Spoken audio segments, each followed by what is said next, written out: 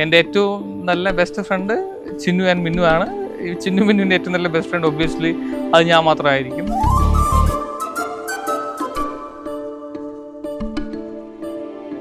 പക്ഷേ ഇപ്പോൾ 2 പുതിയ അംഗങ്ങൾ, 2 മാത്രമല്ല അവരുടെയും അച്ഛൻ, അമ്മ, സഹോദരിമാർ, അപ്പോൾ ഇതെല്ലാം കാണുന്ന സമയത്ത് സന്തോഷം കൂടുന്നേ ഉള്ളൂ.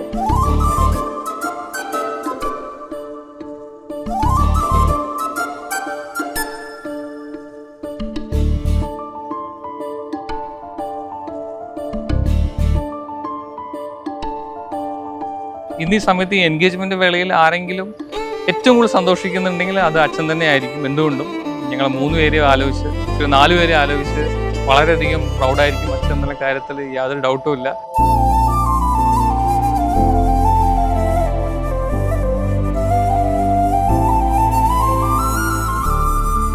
അമ്മൻ്റെ ഏറ്റവും വലിയ ആഗ്രഹമായിരുന്നു, ഒരേ ഒരു ആഗ്രഹം, എന്തൊക്കെ ആയാലും ശരി അനിയത്തിമാർ 2 പേരും നോക്കണം, ഇതല്ലാതെ വേറെ ഒരു ആഗ്രഹവും പറഞ്ഞിട്ടില്ല.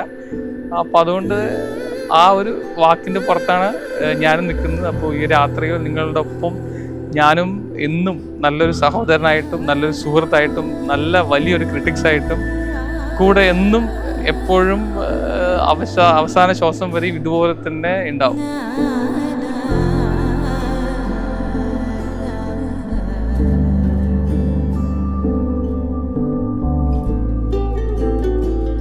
റിംഗ് എക്സ്ചേഞ്ച് ചെയ്യുമ്പോൾ ഞാൻ ആദ്യം ആലോചിച്ച് എൻ്റെ സ്വന്തം റിംഗ് എക്സ്ചേഞ്ച് തന്നെയായിരുന്നു.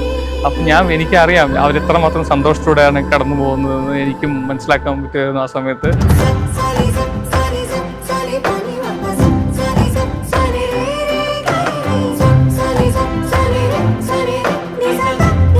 വളരെയധികം സന്തോഷം തോന്നി. അവർക്കൊരു എന്താ പറയുക, ഒരു തുണയായിട്ട് അവരുടെ വരാൻ പോകുന്ന ഭർത്താക്കന്മാർ ഉള്ളത് വളരെ സന്തോഷത്തോടെ നോക്കിക്കാണുന്നു. അതും ഒരേ സമയം കുറച്ച് ഗ്യാപ്പുകൾക്ക് മാത്രമായിട്ട് 2 പേര് അപ്പുറത്തും ഇപ്പുറത്തും മാറുന്നു.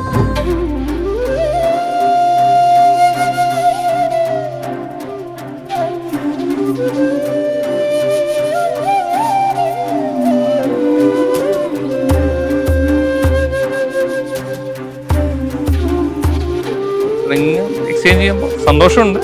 അതുപോലെ തന്നെ ഇനിയിപ്പോൾ അവരുടെ നെക്സ്റ്റ് ഫേസിലോട്ട് പോകാമെന്ന് ആലോചിക്കുമ്പോൾ വളരെ ദുഃഖമുണ്ട് ആ കാര്യത്തിൽ.